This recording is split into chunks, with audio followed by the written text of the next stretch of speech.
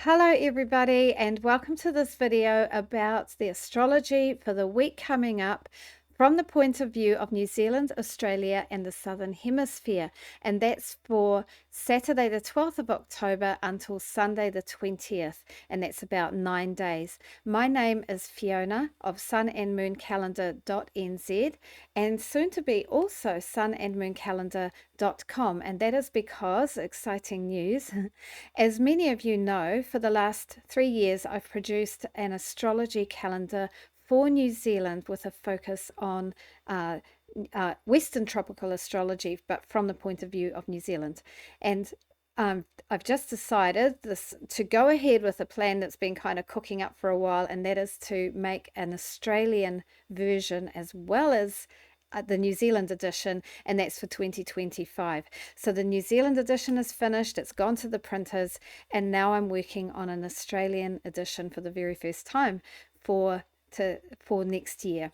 So look out for announcements about that, and I'm really lucky to have a team now. It's not just me on my laptop by myself anymore. I've got my sister Morag, who's helping me with the marketing because she loves that kind of stuff, and Jazz Robery, who illustrated and designed the New Zealand one and has done a really lovely job. She's going to be doing the Australian one as well. So watch this space, and now let's get into the astrology for this week. Here we go. So first of all, talking about the sun and moon and the dance that they perform together, where are we up to with that? As I'm recording on the Friday, we've just gone through the first quarter moon. So that's where the moon appears as a half moon in the sky, and it is high in the sky at the time of the sunset, and it's a waxing phase. So the moon's getting bigger and bigger.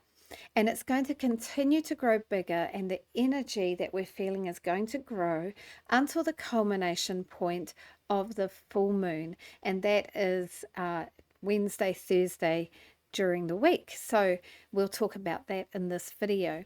And then after the full moon, it's going to be big and round, and there's going to be a lot of energy and expression for those few days, and then it will just start to get smaller before the end of the time period covered by this video.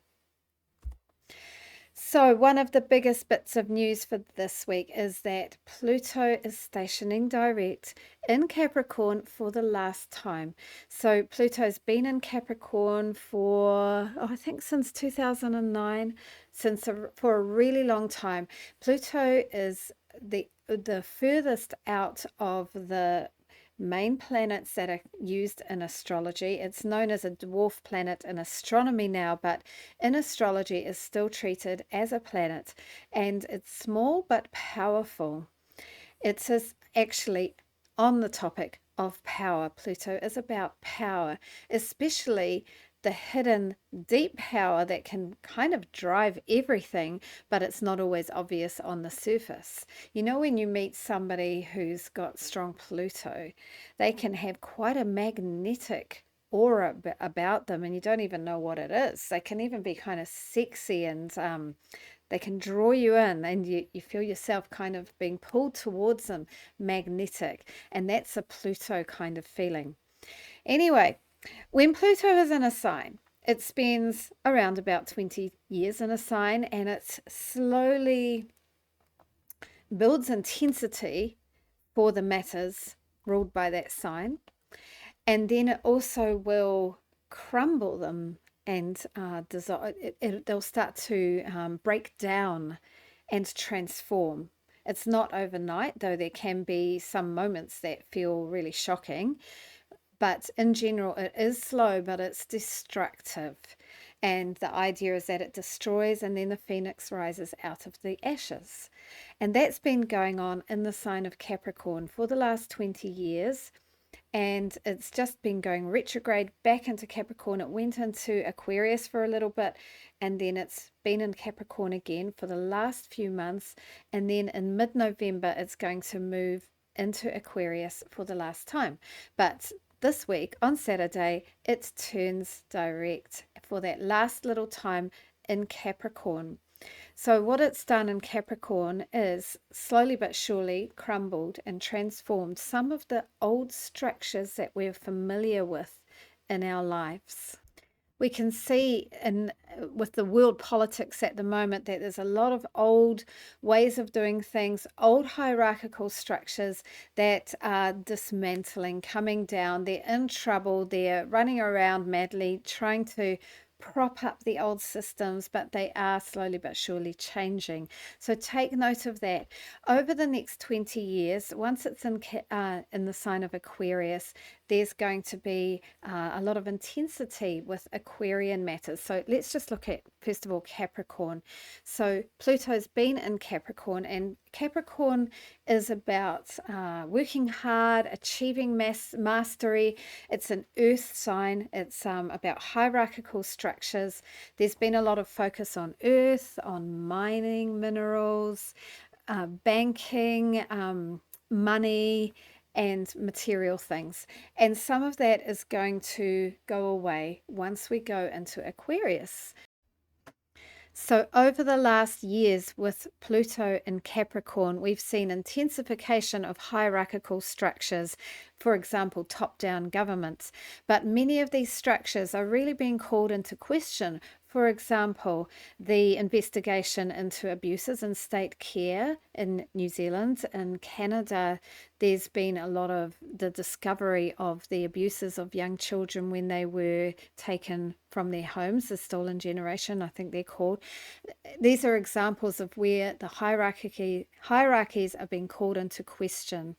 We've also seen an intensification of focus on Earth's resources like mining and minerals, and some of that focus is going to move once Pluto moves into Aquarius.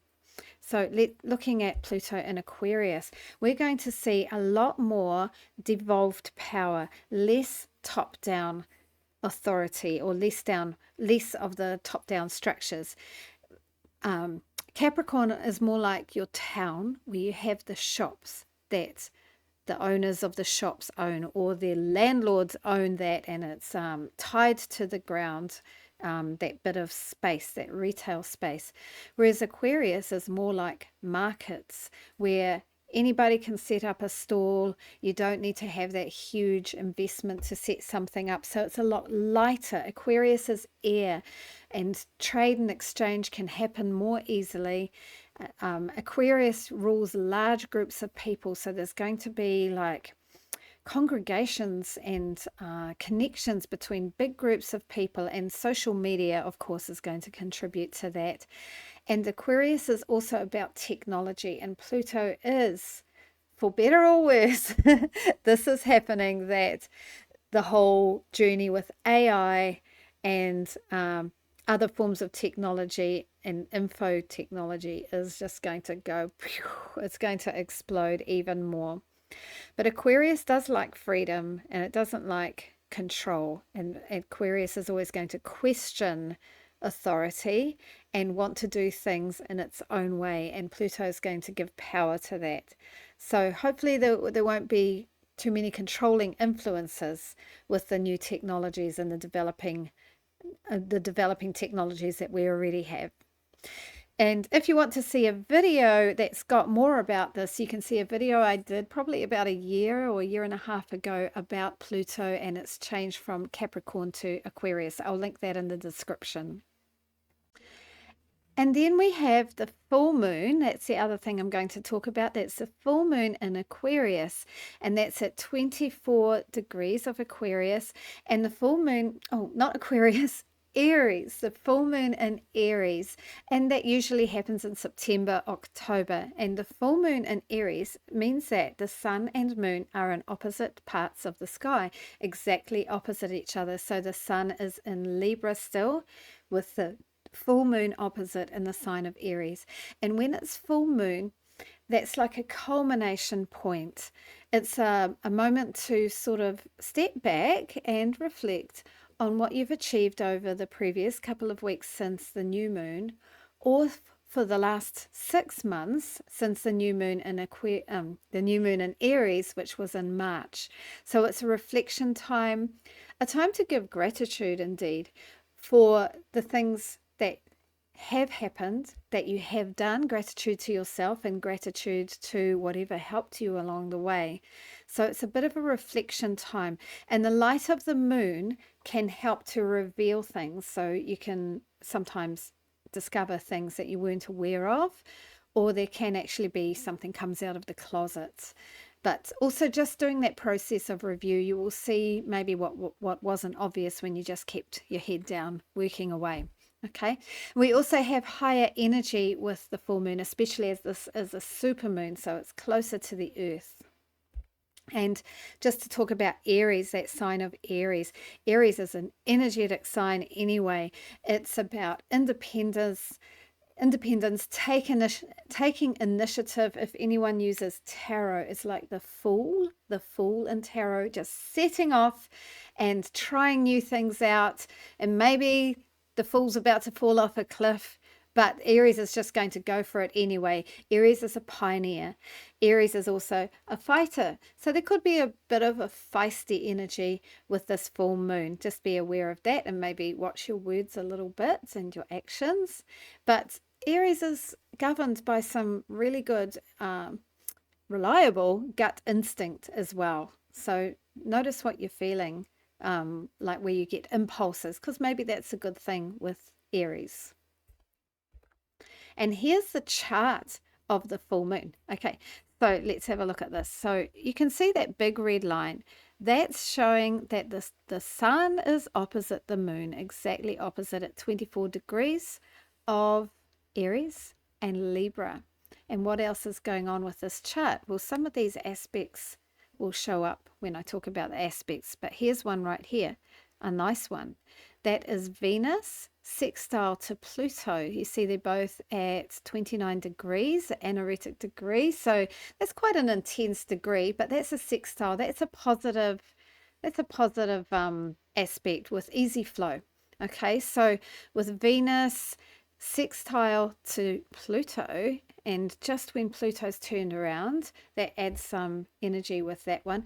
So that can mean, because Venus is about relationships and love and partnership and money and the pleasures of life and comforts, and it could mean that maybe in our partnerships we go deeper because Pluto's deep. Maybe we talk about some power stuff, and it's a positive conversation because that's a sextile and it's easy to make things more positive. Yeah, okay. And anything else I want to talk about there? Yeah, I'm just going to talk about, see how Pluto's right. It's already going forward. There's no little R there for retrograde. It's going forward. It's so close to moving from Capricorn into Aquarius. And then next year we've got, there is Neptune nearly going to move into Aries, and Saturn will come up by then. Excuse me, I'm back. I just had a phone call. Okay, so yeah, Saturn and Neptune are going to move into Aries next year. And also Uranus is going to move into Gemini next year. That is a big year next year of ingresses. Now, also with this full moon, it is still square Mars, which we had before. You can see Mars is down there at 22.55. And the sun and moon are at 24. So be careful of sharp words. Expect some tension and some challenge there, some stress. All right, looking at the other aspects, rolling through the week. So on Saturday the 12th, we've got Pluto stationing to go direct, as I've talked about at length. And then on Monday, we've got Mercury square to Pluto. So that is a little bit challenging because a square is a tense aspect. It's stressful. And with Mercury, it's about communication and thinking. And so the things that can be challenging with a Pluto influence is that maybe we go too deeply into things, like we go down a research rabbit hole, or there could be some passive aggressive energy going around. So take care of that. On the Monday, there's a few more things happening. Mercury moves into Scorpio. It's been pretty happy in Libra, another air sign, good at communication, especially in partnership. In Scorpio, Mercury will be quieter and deeper, not quite as happy and bright and witty and funny, a bit more serious and more strategic. And that is for about 3 or 4 weeks that Mercury will be in Scorpio.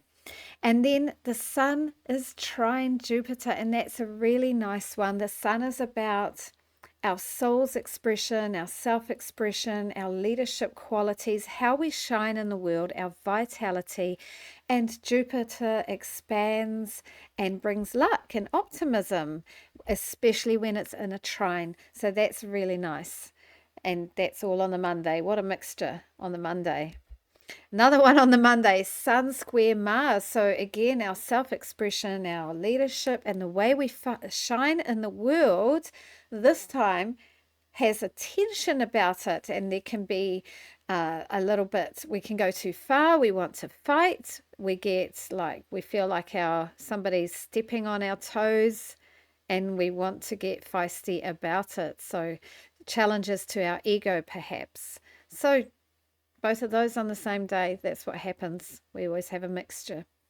And then on Tuesday, we've got Venus opposite Uranus. So Venus, again, about partnership and harmony and money flow and enjoyable things in life, earthly pleasures, but opposite Uranus. And Uranus likes freedom and doing things in a quirky and unusual way. But this is a tense aspect. It's like those two energies are pulling away from each other, trying to do different things. So our challenge is to try and integrate those energies. And then we've got on Wednesday a really lovely one, Venus trine Neptune. That one is romantic. Neptune is about unconditional love. It's about creativity. It's about thinking beyond the earthly realms to all that is. And it can mean that we can be really creative and kind of lovingly connected in our partnerships or in the ways that we enjoy earthly pleasures. Okay. And then on Thursday for Australia and Friday very early in the morning for New Zealand, we've got the full moon in Aries, as I've talked about already. And on the same day, very shortly afterwards, we've got Venus sextile to Pluto, which I mentioned before. And then finally, Venus, which was at 29 degrees for that sextile with Pluto, it edges into the sign of Sagittarius. And in Sagittarius, Venus will be adventurous, enthusiastic, more confident, and more ready to be bold and venture into something new. Phew, there we go. What a lot happening, a lot of aspects. Well, everybody, go ahead and have a fine week and an energetic full moon in Aries. And remember to get your pre-orders in for the Aotearoa Sun and Moon Calendar. After the pre-orders finish, probably in the next few days or a week, there'll be no more free postage. Right now, the postage is free. I sent the calendar to the printers this morning, so that's pretty cool, exciting. And watch the space for the Australian edition coming out. Happy full moon, happy times, everybody. Hei kona rā, ka kite anō.